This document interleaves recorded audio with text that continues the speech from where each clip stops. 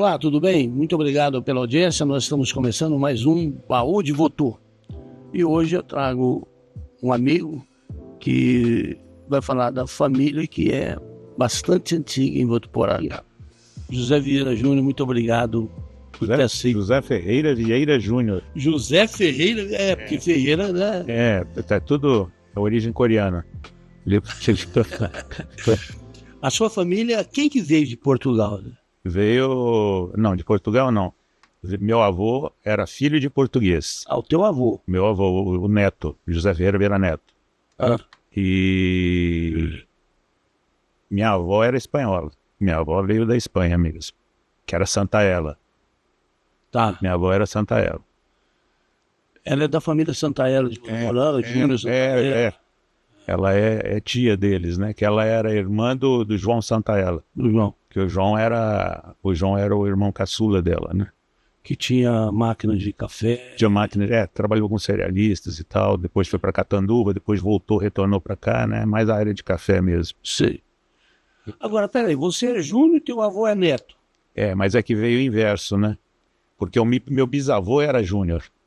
Isso. Aí o filho dele foi Neto.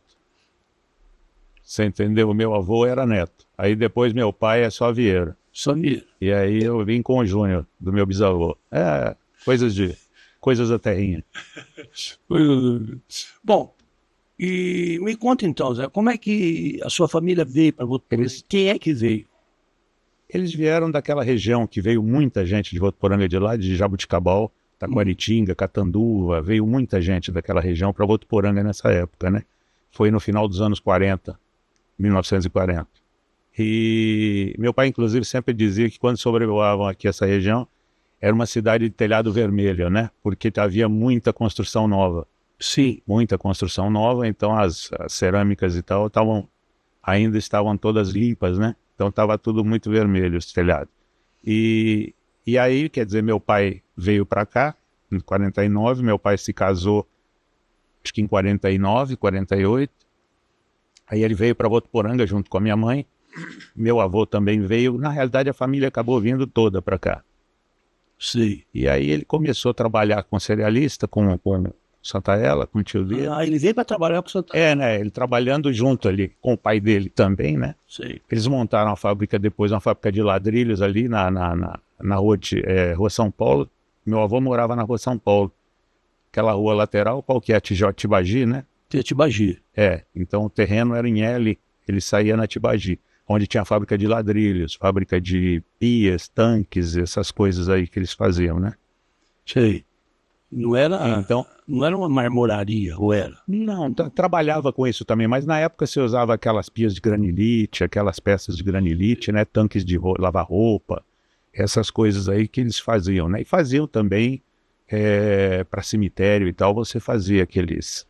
Sei. Aquelas peças, onde você põe a estrelinha e a cruzinha e tal, aquelas coisas com o nome da família e tal, né? Então essas coisas faziam. E o papai, quer dizer, ele trabalhou uma época ali, junto com o meu avô, e no início ele tinha um sitinho, ele construiu aquela casa na rua São Paulo, que eu mostrei para você. Sim. Na rua São Paulo, que era ao lado da casa da minha avó. Minha avó morava, nós tínhamos inclusive uma ligação nos fundos, uma pela outra. E aí ele tinha um sitinho e tinha essa casa, aí que ele vendeu para comprar o prédio da antiga microusina de Votuporanga, que era a usina elétrica que tinha aqui, que é exatamente aquela que está naquela antiga rua 17, que ia lá para o Matarazzo, ali na estação. Aí ele comprou aquilo lá, construiu 4 barracões, que eu mandei a foto até para você. Foi uma época uma safra extraordinária aqui, que acabou alugando quase todos os barracões aqui da FEPASA, tudo que tinha para poder estocar. E aí ele conseguiu também um desvio ferroviário na lateral dos armazéns, né? Foi o acervo. Isso para cerealista. Não. Armazéns Gerais Votuporanga, de armazenar para a região inteira da produção. Porque não havia silos, era tudo em saco. Era tudo em sacarias. Então eu lembro uma vez que foi uma exportação de quirera de arroz, foi para Finlândia, se não me engano, sabe? Saiu ali dos trens, né? Que você embarcava nos trens, os caminhões vinham das fazendas e tudo mais e estocavam ali, né? Eu acho que era a Comissão de Financiamento da Produção, a CEF, que controlava isso, era o Banco do Brasil, tinha uma série de coisas, né? Então o prédio administrativo da antiga companhia ficou. Aí meu pai construiu também, fez uma balança, né? Que havia uma balança ali. E aí trabalhou durante um período no início dos anos 1960, que deu a safra, que depois foi vendido, esse espaço todo aí, ele foi vendido para Coacavo, a cooperativa, que é onde hoje o primeiro prédio da Coacavo foi lá, na antiga Rua 17, que era ali do meu pai. Então, quer dizer, ele tinha um barracão, alguns barracões, e ele cobrava um valor para depositar. É exatamente isso. É como se fosse um silo. Até hoje existe isso, né? Até hoje existe. Só que hoje é granel, na época devia ser ensacado. Não, era tudo ensacado. Era assim, era coisa. Para a época, era muito grande. Eram 4 barracões imensos e com desvio ferroviário lateral, onde você embarcava as coisas e tal. Então, isso era só do seu pai ou ele tinha só? Era só meu pai. Só seu pai. Só meu pai, que fez esse. Aí, durante um período lá, quer dizer que tinha o depósito de água, tinha inclusive um poço semi-artesiano muito grande lá, que era da antiga empresa, né? Que eu me esqueci o nome dela. Que depois foi a CESP que acabou encampando aqui, né? Depois, nos anos 60 aí, 59, 60. Então ele começou. E assim que ele vendeu os armazéns, quer dizer, ele foi. Eu estou fazendo um esforço aqui. Ele trabalhou também uma época com meu avô, mas aí ele montou uma indústria de esquadrias, que fazia móveis, fazia portas, fazia janelas, fazia, né? E aí essa foi a sequência, mais ou menos. Então, assim, cronologicamente, ele veio, trabalhou com o Santaella. Trabalhou numa cerealista com meu avô e tal, que era da área. Aí foi depois eles montaram a fábrica de ladrilho. Montaram. Ficaram muito tempo com essa fábrica de ladrilho, porque meu avô acabou, depois ele e meu tio Orandi, acabou tocando ela, né? Administrando e ficando com ela até o falecimento dos meus avós aí e tal. Houve essa. Aí ele partiu para esse armazém. Ele fez os armazéns, ele vendeu o sítio, vendeu a casa, vendeu tudo que tinha, e aí ele fez esses armazéns, o Agervo, o Armazém Gerais Votuporanga. E depois ele montou uma indústria de esquadrias, quer dizer, aqui em Votuporanga. O seu pai comentava com você como era o burburinho de Votuporanga, porque quando o Votuporanga surgiu, teve um grande burburinho, né? Lá no sertão está surgindo uma cidade, e você falou o negócio das casas, aí até vermelho. Havia muita construção, né? Muita. O pessoal vinha mesmo para cá, porque o teu pai veio para cá por causa disso. Exatamente, que é cidade nova, né? Tudo é novo, você está aberto a tudo. E engraçado que todas as cidades novas, quer dizer, eles tinham uma indústria de refrigerante, tinham uma olaria, você tinha a indústria que fazia, como é que fala, cachaça, fazia, que é o Zé Ferrari, que eu lembro muito né? Tinha rapadura, você tinha aquelas coisas Verdade. Né? Carlos Ferrari. O Carlos era da indústria de refrigerantes. De refrigerantes, O Sarkis tinha ali. O alambique aqui. Tinha o Sarkis, o Zé Ferrari também tinha um sitinho. Tinha também. Né? Eu levei muita cachaça dele para Ilha Solteira. E de uma certa forma ou de outra, tinha meio que uma estrutura, né? Porque tinha. Você falou de olaria, tinha uma meia dúzia de olarias. Sim. Né? Que era que dava para dar sustentação à cidade, né? Hoje a pessoa vem de longe, né? Hoje você tem essas fábricas, essas indústrias grandes que hoje fornecem, né? Depois entrou o bloco de concreto, entrou uma série de coisas. Mas é interessante a gente pensar, porque você, por exemplo, quando me fez esse convite, você começa a ter que procurar mexer nos baús. Você tem um baú de voto. Eu tenho um baú de madeira que um casal de amigos que nos deu, onde estão todas as fotos lá dentro. E você é Sim. obrigado a mexer naquilo e dar uma olhada, né? Aí vai recordando. Não, aí você vai recordando, né? Rua de terra, você. Então, quer dizer, na realidade, a gente veio para um canto do estado de São Paulo aqui, que estava tudo para ser construído. Quer dizer, essa estrada, a estrada que está aqui, a rodovia que está Euclides da Cunha, que era de terra, quer dizer, era terra. A casa que a gente tem na Rua São Paulo, você pode ver as fotos, sabe? Te lembra que você ia no Marabá, por exemplo, na Rua Amazonas, era terra, era areião, sabe? Então tudo tem uma história, né? Tudo tem uma história. E assim, eu, conversando com as pessoas, aqui em Votuporanga tinha, nessa época, tinha várias lojas de secos e molhados. Sim, sim. Né? Era o Dias Martins, era o Veríssimo, era... que você comprava a granel, né? As coisas você comprava a granel. E pagava na colheita. Pagava, tinha o Laridondo, nós alugamos uma casa, inclusive, na Vila Maria, uma época, meu pai. Ali na Tietê, né? É aquela, a de baixo do jardim lá, sim, né? Sim.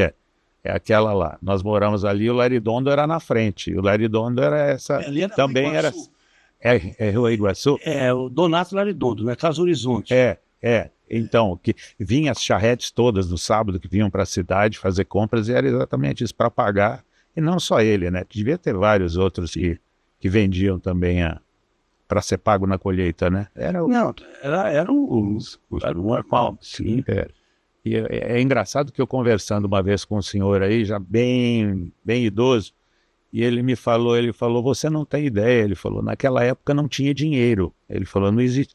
Então havia muito escambo, quer dizer, você havia uma troca, você prestava serviço para um, para outro, quer dizer, você não havia dinheiro, quer dizer, esse sistema... Não corria o dinheiro. Não corria dinheiro. Não, o sistema de crédito, essas coisas todas, quer dizer, isso foi uma coisa bem posterior, quer dizer, porque na época por isso que eu falo, meu pai era aquele empreendedor raiz, quer dizer, aquele que você fabricava as coisas praticamente, né? Você tinha que fabricar, né? Fabricar o crédito, você tinha que trabalhar com os elementos que você tinha na época, né? Eu falei com o tio Deara, o Sebastião Deara aqui, que é a Casa Deara, e o Sebastião falou que a Casa Deara era conhecida como a Casa do Oveiro. Ainda sim. Porque o oveiro, que era aquele... Depois virou mascate, né?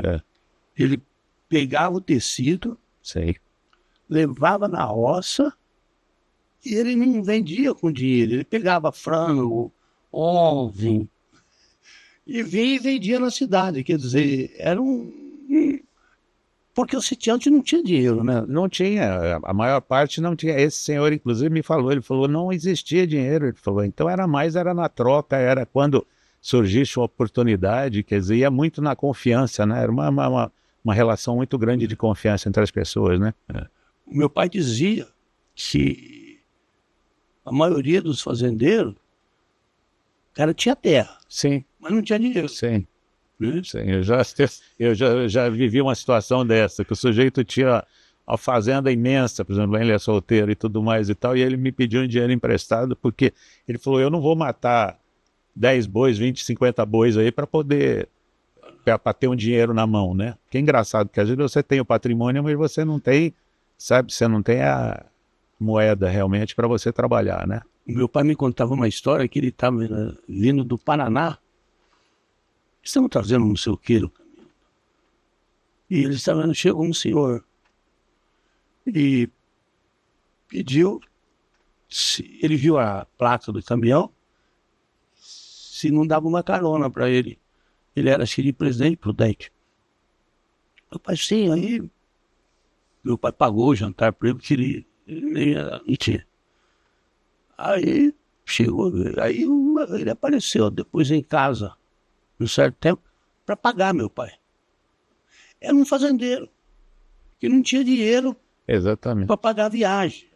Tinha liquidez, né? Na realidade é que hoje se diz liquidez, né? Você tem que ter liquidez. Você às vezes tem um patrimônio, tem um monte de coisa e você não tem liquidez, você não tem o dinheiro, né? Porque o que eu falo hoje, por exemplo, o que interessa é a renda que você tem mensal, né? Às vezes patrimônio não significa muita coisa, né? Se você pegar. Mas eram outros tempos, né? Eram outros tempos. depois dessa indústria, inclusive, de esquadrias aqui de Votuporanga, meu pai,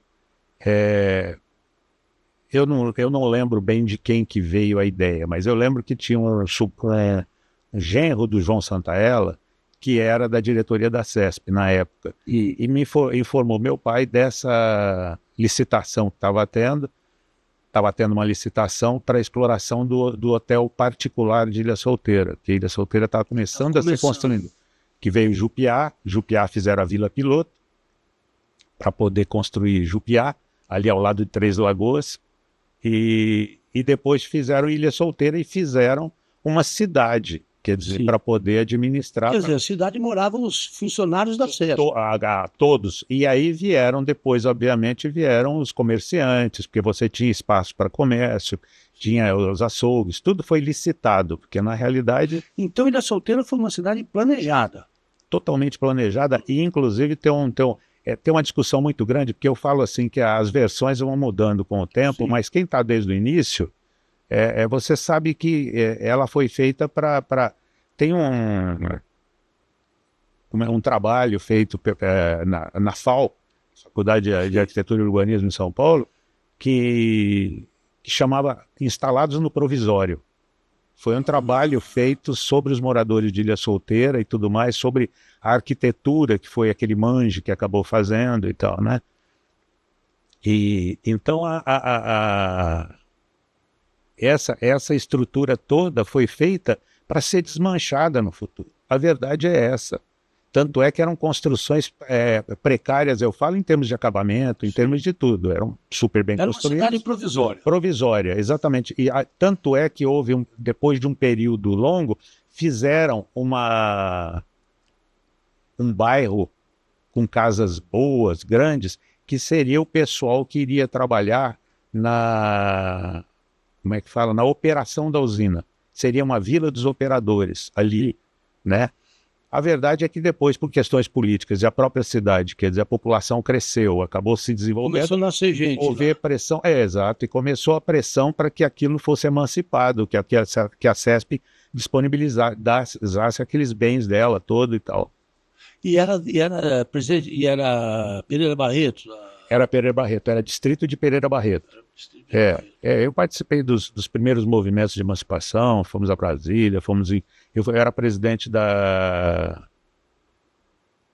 Sociedade Amigos de Ilha Solteira, SAIS, que tinha uma creche, tinha não sei o que e tal. Então a gente participou um pouco desse movimento aí nesse início, né, para desmembrar, né, da coisa. E quando o seu pai entrou nessa licitação aí, que foi lá para isso, uma das exigências, eu esqueci de falar, uma das exigências da licitação era que tinha que ter experiência no ramo. Quer dizer, você tinha que ter alguma experiência. Sim. E como meu pai iria se candidatar e tal, não sei o quê. Mas aí, num acerto com o seu Paulinho, quer dizer... do Marabá?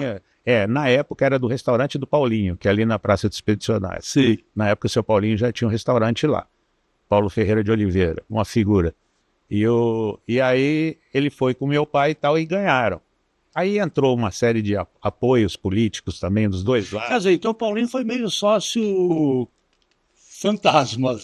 Não foi, pelo contrário, não. Eles entraram juntos, inclusive. Entraram juntos? Inclusive no trabalho, quer dizer, eu acho, a gente, né, você fica imaginando, né? Que no trabalho, por exemplo, para conseguir a aprovação dessa coisa, porque obviamente havia muita gente interessada, devia haver muita gente interessada, quer dizer, houve um trabalho político dos dois lados, da família do seu Paulo, que eles tinham os acessos aí com a família da dona Antonieta de Catanduva, então houve e meu pai por outro lado também, então eu acredito que aí que os dois foram para lá, né? Mas foi um período, foram em 1970, quando aquilo estava verde. Tava verde a cidade que eu falo. Você pode ver aquela foto de 1970, não tem uma árvore. Você pode ver, não tem uma árvore. Você vê as construções, todas as cidades, era uma cidade, acho que tinha 5 mil casas, se não me engano, naquele período, eram 18 mil funcionários. E aí eles ficaram lá. Quer dizer, eu fui para Ilha Solteira com meu pai bem no início, mas em seguida eu fui para São Paulo. Quer dizer, eu fui para São Paulo, mas em 74 eu tive que voltar, que meu pai acabou falecendo naquele acidente, Eu lembro. em 74. Ele estava vindo de Ilha Solteira, né? Ele estava vindo, porque ele e o seu Paulo tinham uma combinação que cada um ficava uma semana lá, né? Ficava uma semana e o outro eles revezavam. E ele estava vindo inclusive para o aniversário da Cristina e da Camito. Foi de 17 de março. Então, ele era muito novo, né? Tinha 53 anos, quer dizer. Isso estava com a Zaya. Eu lembro desse dia. E a Zaya segurou as pontas na época. Então, eu falo que aí eu tive que ir para lá, né? Aí eu estava em São Paulo. Então, pera um pouquinho, deixa eu... Então, o seu Paulinho, ele foi sócio do teu Foi pai sócio. o tempo todo. O tempo todo, desde o princípio. Depois, aí que tá, meu pai faleceu, eu fui para lá para substituir meu pai, acabei ficando lá. Inclusive, houve um período aí em que a Célia também ficou lá junto com a gente, o Pedro e a Célia. Porque na época tinha um monte de gente de Votuporanga lá. Tinha o Frei Arnaldo, tinha o Milton Menhoz, estava o Milton, estava o... Eu estava falando de fotos e tal, eu até lembrando que teve bom, pra você ter uma ideia, a Elis Regina foi levada para inaugurar um cinema lá, pra você ter uma ideia. O dinheiro que tinha, né? Porque era o cartão postal do regime militar, eram as grandes obras, né? Sim, Ilha Solteira era um troféu, né? Então ia todo mundo. Pra você ter uma ideia da dificuldade de mão de obra que havia na época, especializada, que engenheiro podia ir para lá sem nada. Eles montavam a casa até com enxoval, com talheres, com tudo. Era era compra de passe mesmo, para tirar a pessoa de São Paulo, do Rio, de algum outro lugar mais importante, trazer para Ilha Solteira, né? E o hotel foi, desde o começo, um sucesso, né? Porque Não tinha. Era, como eu sempre disse, né, que era o melhor e único da cidade. Então houve esse... Aí, quer dizer, meu pai faleceu, eu fiquei lá, em 75 seu Paulo adoeceu, e aí um pouco tempo depois eu comprei a parte dele, quer dizer, nós compramos a parte dele, entendeu? Sim. Aí eu continuei, acabei ficando lá por 30 anos lá, né? Mas era interessante porque as pessoas que a gente acabou convivendo e conhecendo e lá, tal, era uma coisa extraordinária, sabe? E quando vocês ganharam a concessão, seu pai, o prédio estava pronto? Ou não? Não, tudo pronto. Era só entrar. Na realidade, é como se fosse um comodato, né? Você entrava, mas os móveis todos foram feitos aqui na fábrica do meu pai. As camas e tal, armários, aquelas coisas todas foram feitas aqui, né, em Votuporanga, que nós levamos para lá. Aí o acerto que eles fizeram, eu não acompanhei. Mas era uma situação de novidade para todo mundo, né? Aliás, o Brasil como um todo, naquela época, estava... Como foi o início da indústria automobilística no ABC em São Paulo, foi depois dessas grandes obras aqui, né, no interior e tal. Porque Ilha Solteira tinha as casas com os funcionários. Mas tinha os diretores, as pessoas que iam para lá e tinham que ficar no hotel. Não, mas a CESP tinha o hotel dela. A CESP tinha. Tinha um hotel próprio. O Camargo Corrêa, inclusive o Sebastião Camargo, ele tinha um hotel dele, de madeira, que ficava no alto, onde ele via a construção.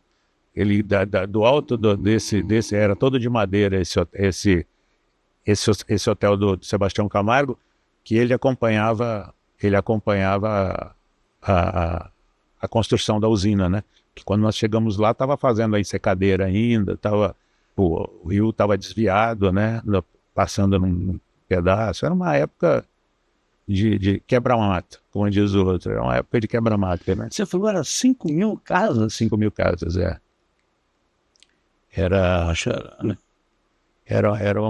Porque você tinha 18 mil homens trabalhando lá. Não era fácil. Eu conheci uma figura extraordinária lá também, que foi o Deoclésio Bispo dos Santos, que era o cara da Camargo Correia, que ele era o braço direito de Sebastião Camargo e ele que administrava a obra. O Milton Menhoz fazia o que lá? Ele fez engenharia, né? Sim. Ele é engenheiro, ele da CESP. Ele e o Pedro entraram na CESP. Eles trabalhavam na CESP. Tinha o Paulo também.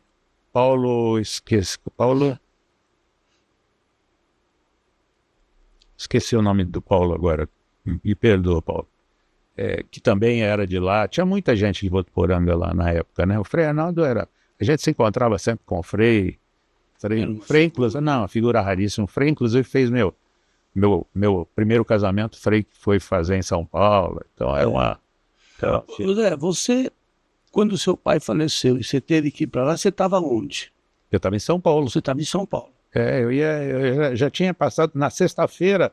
Papai faleceu no sábado, na sexta-feira eu tinha passado já no exame médico para começar a trabalhar na Cosipa, você entendeu? E aí, quer dizer... Na Cosipa lá em... Não, em São Paulo, na Avenida São João, que eu fazia desenho industrial e tal, estava começando, é umas coisas... É muito difícil o que eu falo, você analisar com a cabeça de hoje, querer analisar, né, comportamentos de 50, 60 anos atrás, né?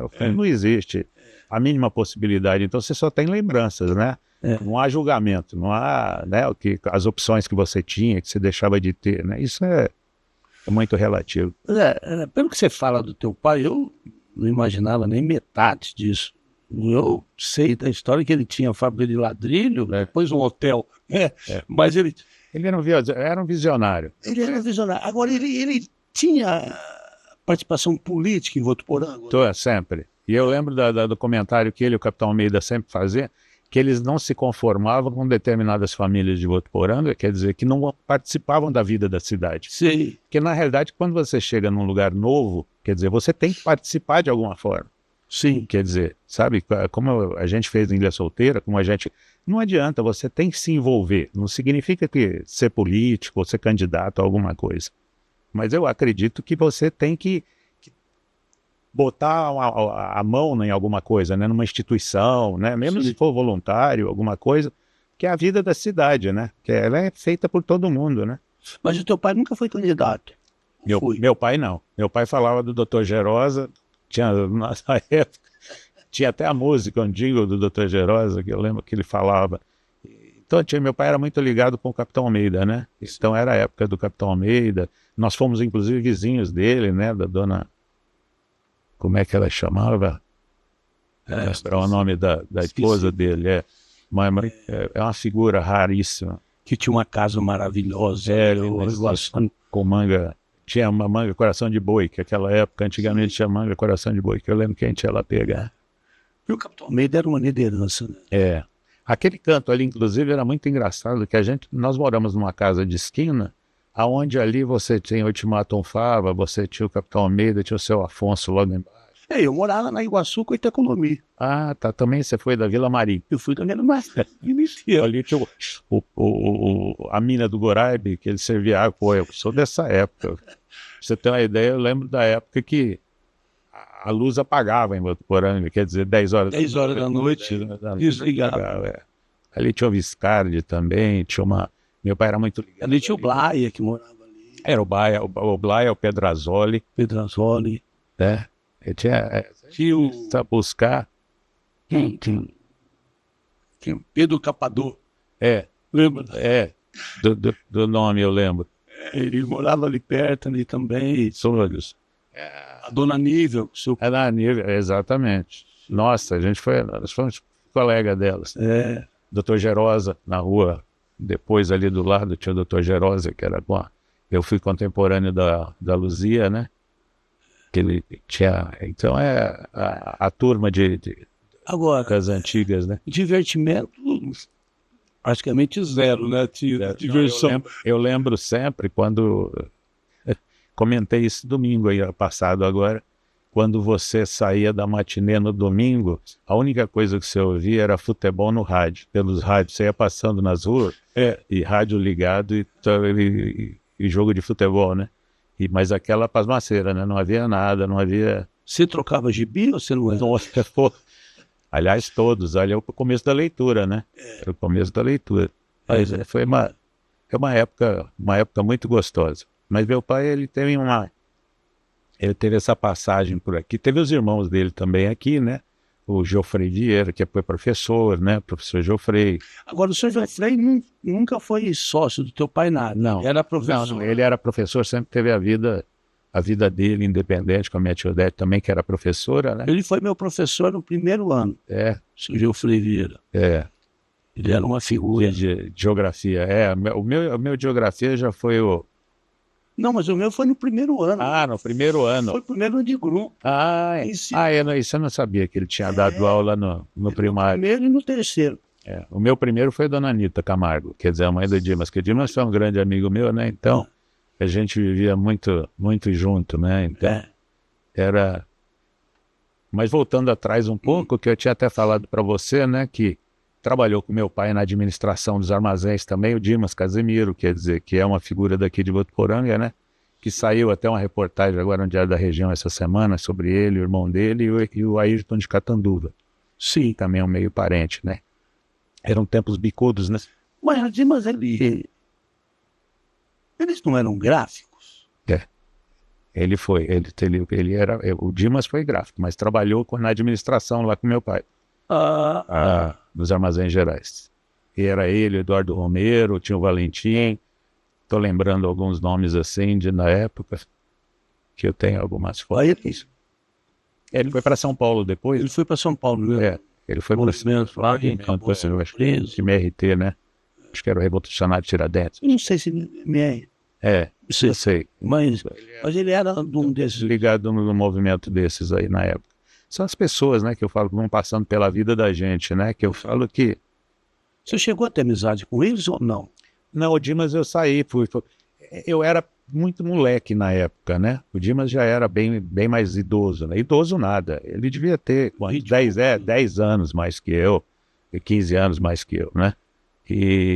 Mas ele na época, uma vez eu fui pescar com ele no sítio, eu não sei se era do pai dele, até esses tempos atrás, a minha mulher trabalha com uma moça que, a cunhada dela, não sei qual foi a história, que tá namorando o filho dele.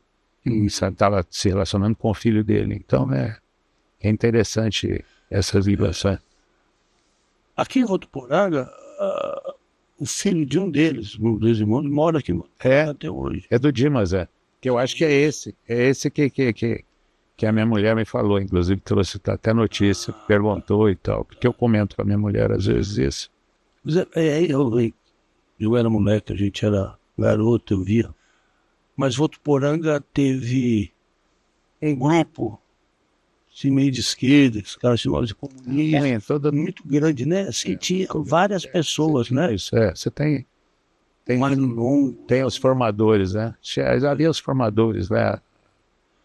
Mas mais uma vez aquela história, né? De questão de olhar para o passado com os olhos de hoje, né? Não adianta. E gozado, né? E era diferente.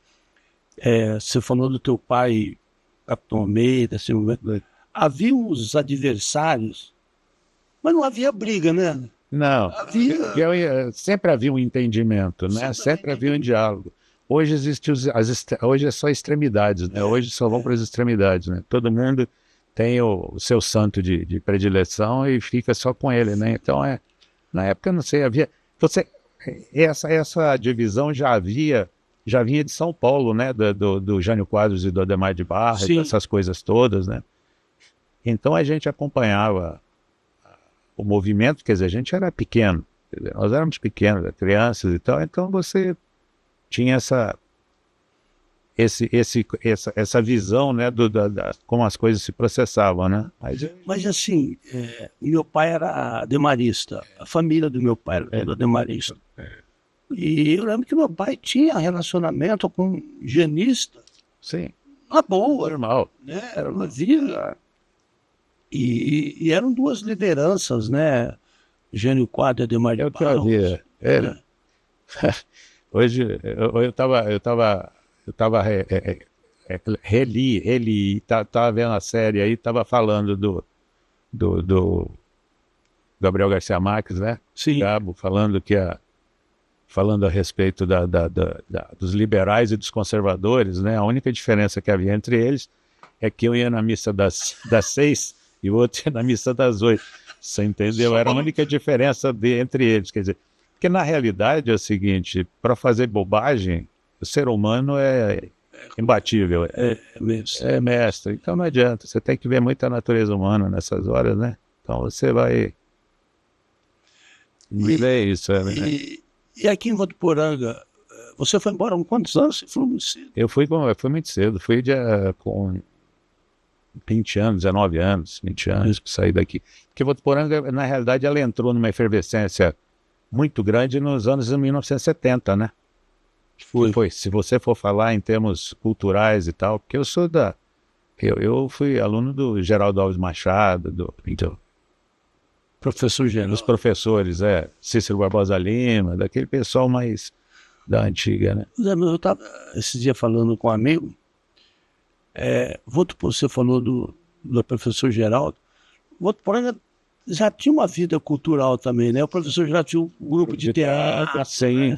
Em 70 teve o Grey aqui, né? Irmão do Ney, que também teve. Eu e a Zaya trabalhamos. Vocês ensaiaram, né? No grupo. Nós apresentamos lá no Votuporanga Clube. No Votuporanga Clube. Dom Chicote Mulamanga, seu fiel companheiro Zé Chupanço. E a Zaya fazia o Zé Chupanço. E o Edson Gil fazia o Dom Chicote. Edson Gil. Tem muita amizade. Então, o Grey trabalhava na CESP. O Grey trabalha. Ele tem um outro irmão que chama Gay também, pra você ter uma ideia. É o Ney, o Grey e o Gay. Que chama Eu sei que o Ney é irmão dele. É irmão dele. E essa peça, o Ney Mato Grosso, tinha montado em São Paulo. Ah, é? E era um meio musical. E o Ney mandou uma fita cassete com as músicas. Ah, tá. Aí o Grey chamou a Roseidar, chamou a Zaya. A turma. Inclusive a Jane Maria de Lacerda Soares. A Jane também sabe. Certo. Né? Essa foi uma assim, perda. Foi uma coisa muito maluca. Porque tinha um figurino bonito. Eu não sei quem bancou aquilo. Eu comentando, inclusive, uma vez que eu falei que o dia que o carnaval se transformasse num teatro, eu falei que quem iniciou o processo foi Votuporanga, que foi aquela foi nos anos 70 também. Como é que era a primeira... que a Mulata Dengosa fez, a primeira apresentação, que era na época do Ney, que tinha o Ney Vivo, tinha a tua... Ney tinha o Fantástico. E a Mulata Dengosa veio do... então foi do Ney, que eu estava lembrando. Que foi uma apresentação de... Nossa Senhora, foi uma coisa... O Ney pegou a nata de Votuporanga, jovens, né? E umas roupas... tudo produzido. Que era o Fantástico. Surgiu o Fantástico na Globo e era um grande programa, né? De uma grande revista, tinha, né, aquelas pessoas se apresentando. E o Ney, toda a capacidade dele, né? Pegou aquilo e... Então, você está falando, eu estou lembrando, inclusive, que eu morei em São Paulo, numa república.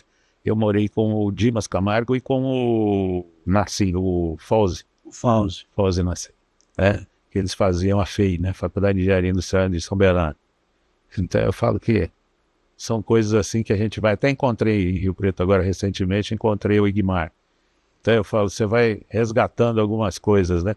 Eu estava comentando isso, inclusive, que eu falo que a gente, quando você começa a fazer uma linha do tempo, quer dizer, da sua vida, dos períodos que você viveu, você tem a impressão que às vezes foram muito tempo, mas na realidade é que houve muitos acontecimentos num período curto.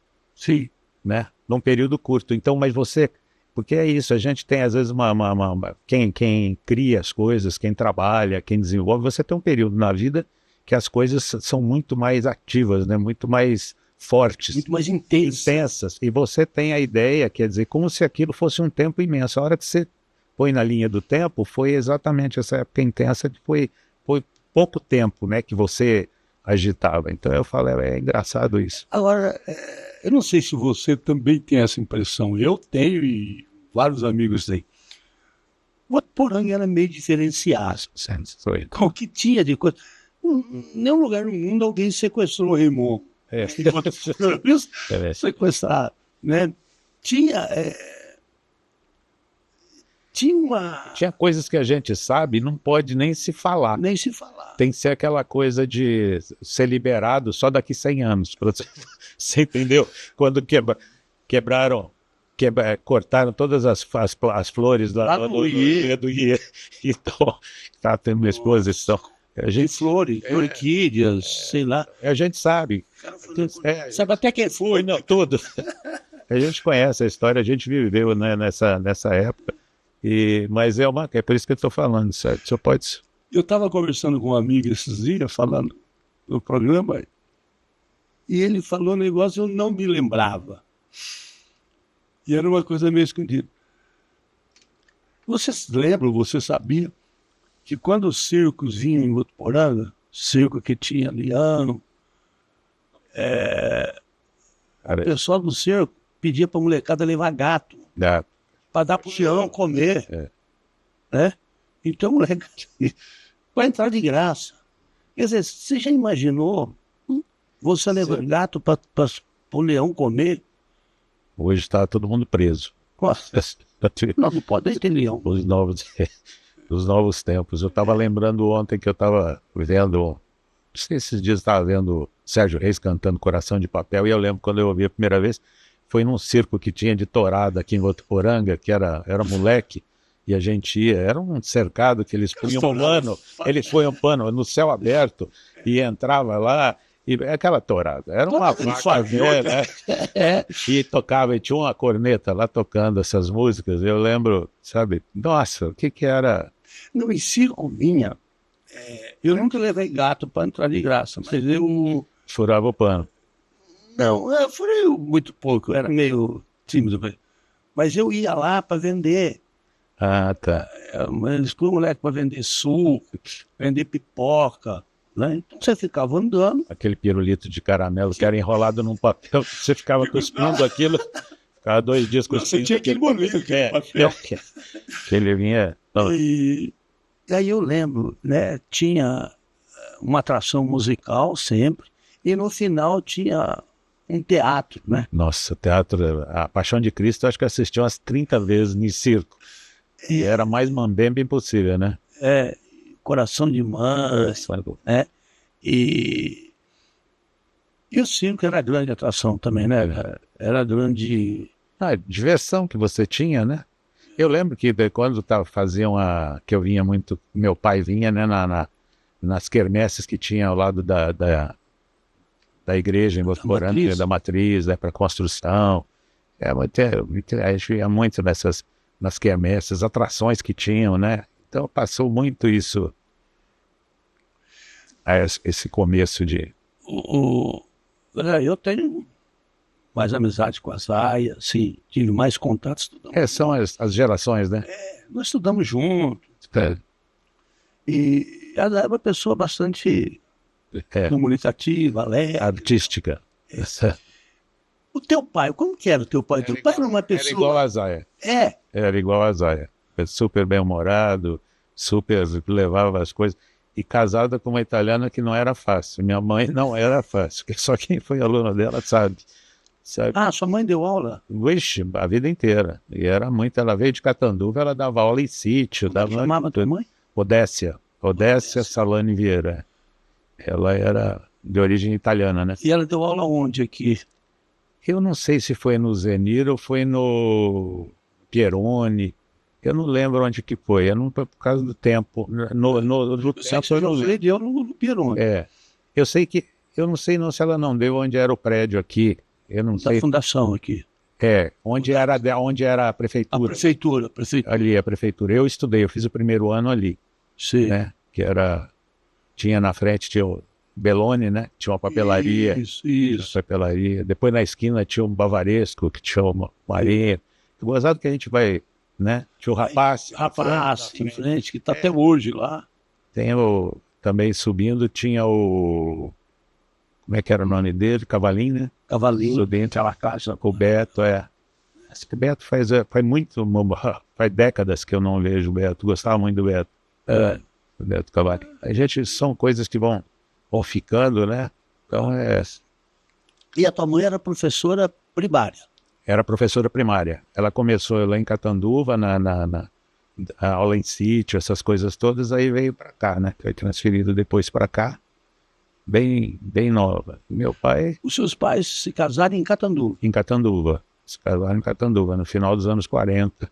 Aí eles vieram para cá, né? Aí tanto é que a primeira as gêmeas, né? A Ana e a Marinha nasceram em Catanduva, né? E eu também nasci em Catanduva, depois, em seguida, né? E aí depois veio as Zaya, as meninas, foram todas aqui em Votuporanga. E me recordo, inclusive, da Santa Casa aqui. A Camita é a mais nova. A Camita e a Cristina. São as gêmeas, São as gêmeas. as gêmeas novas, mais novas. Mais novas a gente fala isso, né? Para agradá-las, né? Mulher não pode falar de idade, não pode mexer com a idade. Pode falar de que século que eram, né? Agora, o que seu pai fazia em Catanduva?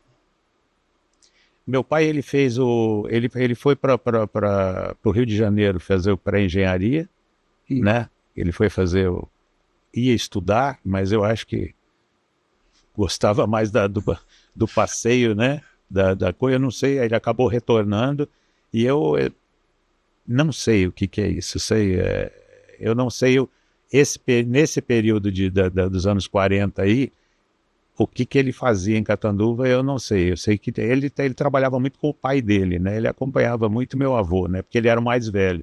Sim. Era o filho mais velho do meu avô. E seu avô tinha comércio também ou não? Meu avô eu acho que teve cerealista, ele tinha uma história dele ter cinema em Taquaritinga, eu não sei, também eram coisas do antigo, coisas antigas que a gente, na realidade, é uma geração que não convivia muito com os pais, para você ter uma ideia. Os pais tinham vida, a gente que se virava, quer dizer, você, né? Então você, muito de ouvir, muito de falar, né? Hoje eu falo que é até um erro, né? Você, hoje, principalmente quem é empreendedor e tudo mais, deve levar o filho junto para conhecer. Sim. E trabalhar desde pequeno. Não, mas os pais não faziam isso. Não faziam isso, sabe? A gente devia, quer dizer, quem tem uma oficina, sabe? Leva o filho para lavar peça, porque você tem aprendendo, né? Então, no mínimo vai saber o que ele não quer. Exatamente. A questão de escolher, né? Que você vê pessoas aí estão com 30, 40 anos estudando aí ainda e não decidiram. Não decidiu o que quer. A tua família era bem artística, né? A Zaya canta.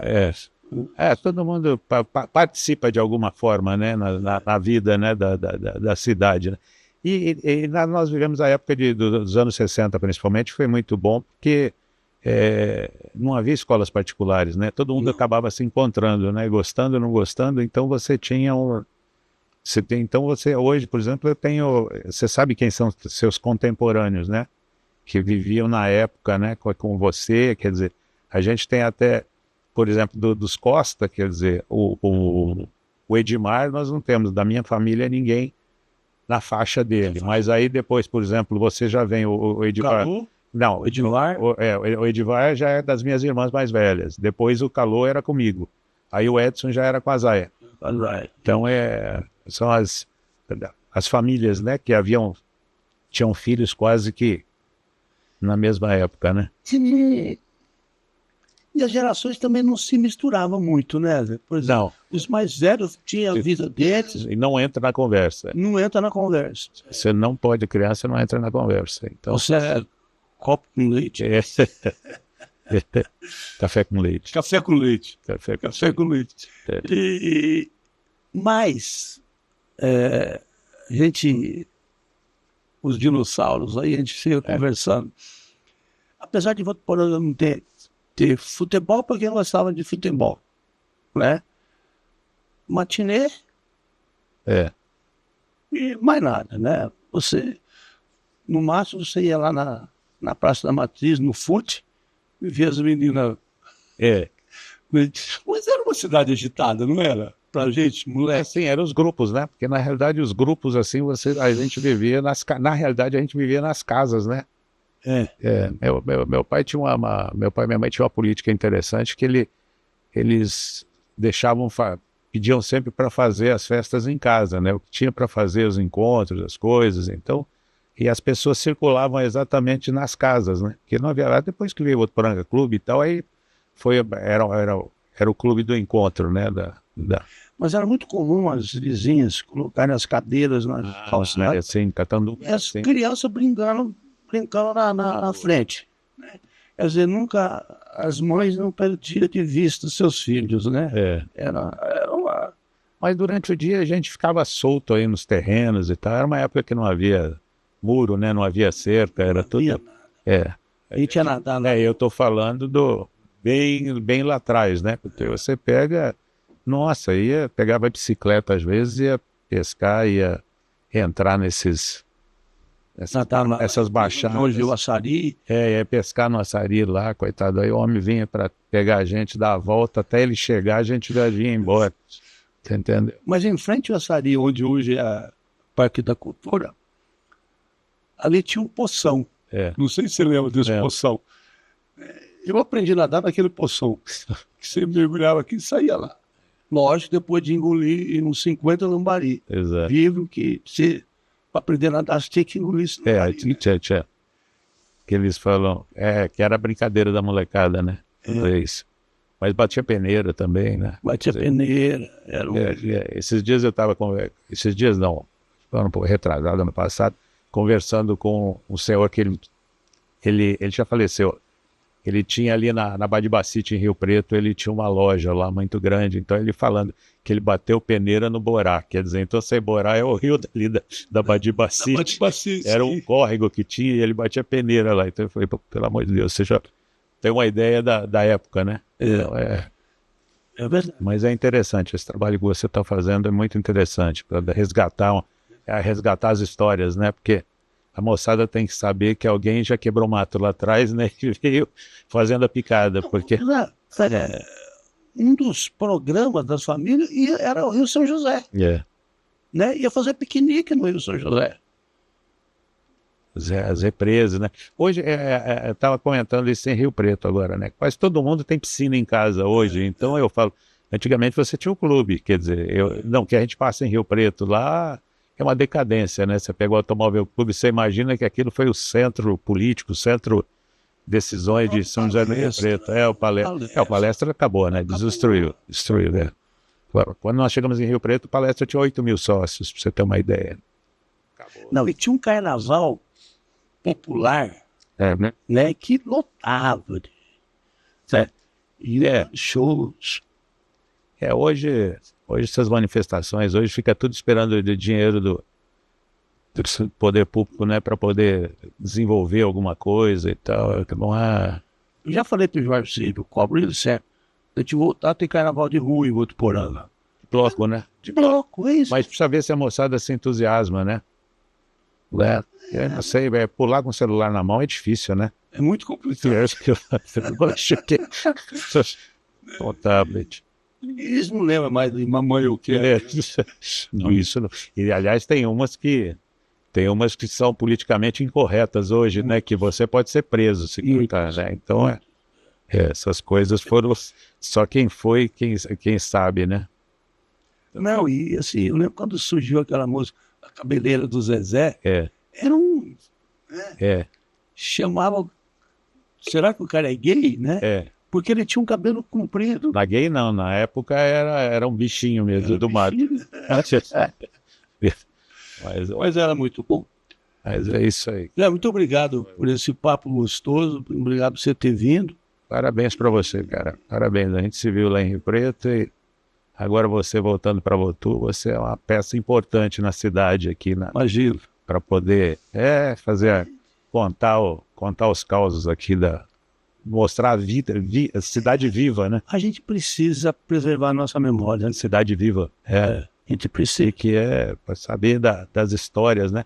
Eu estava lendo, inclusive, um pedacinho, né? Da família dos Castilhos, né? Que eles tinham criação de porcos ali em Jabuticabal, naquela região, tem o Ribeirão dos Porcos lá. E eles levavam porcos para abater em Rio Claro, se não me engano, no frigorífico que tinha aí. A mesma picada onde os porcos passavam para ser levados lá, a rodovia, quando foi construída a Washington Luiz, aproveitaram o bom trecho ali daquela linha de Porque era o melhor lugar para ir. Exatamente, porque então, que é o que eu estou dizendo, sempre numa estrada bonita teve uma picada antes, teve alguém, né? Então é interessante. Os boiadeiros. É, mas é isso aí, cara. Dever, muito obrigado, hein? Parabéns para você. Obrigado. Cara. Tá, obrigado. E assim nós terminamos mais um Baú de Votu. Muito obrigado pela audiência. Nós voltamos na próxima semana com mais um convidado. Até lá.